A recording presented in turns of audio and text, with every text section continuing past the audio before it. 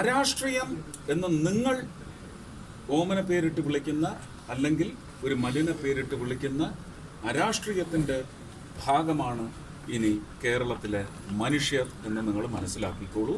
അത് മറ്റ് 19 മണ്ഡലത്തിലും കേരളത്തിലെ 140 മണ്ഡലങ്ങൾ ഈ പറയുന്ന 19,000 ചില്ലുവാനം വാർഡുകളിലും കൗൺസിലുകളിലും ഇതിൻ്റെ അലയടി ഉണ്ടാവും.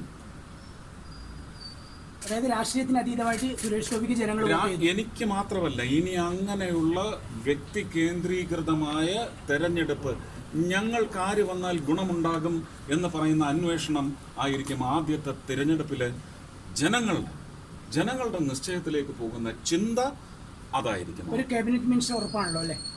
ഇല്ല, ഞാൻ അത് ഇലക്ഷന്റെ സമയത്ത് തന്നെ ഞാൻ ചങ്കൂറ്റത്തോടെ വിളിച്ച് പറഞ്ഞത്. ഇപ്പൊ മറ്റൊരു ഘട്ടത്തിലാണ് അല്ല, ഞാൻ എൻ്റെ 2 നേതാക്കളോടും ആവശ്യപ്പെടാൻ എനിക്ക് അവകാശമില്ല.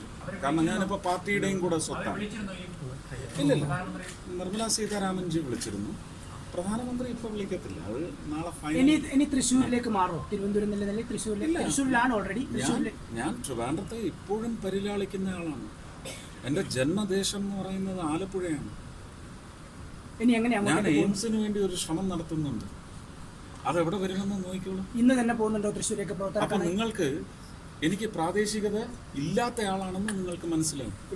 തൃശ്ശൂരിലേക്ക് പോകുന്നുണ്ടോ? ഇന്ന് തന്നെ പോകുന്നുണ്ടോ? എനിക്കറിയത്തില്ല. അത് ഞാൻ നാളെ ഇൻഡിഗോയ്ക്ക് ടിക്കറ്റ് എടുത്തിരിക്കുകയാണ്. പക്ഷേ ഇന്ന് ജാവ്ദേക്കർജി വന്നിട്ട് പറഞ്ഞു അത് ഞങ്ങൾ തീരുമാനിക്കുന്ന മാർഗത്തിൽ പോകണം എന്ന് അറിയിച്ചിട്ട് പോയി. അദ്ദേഹം അറിയിക്കും.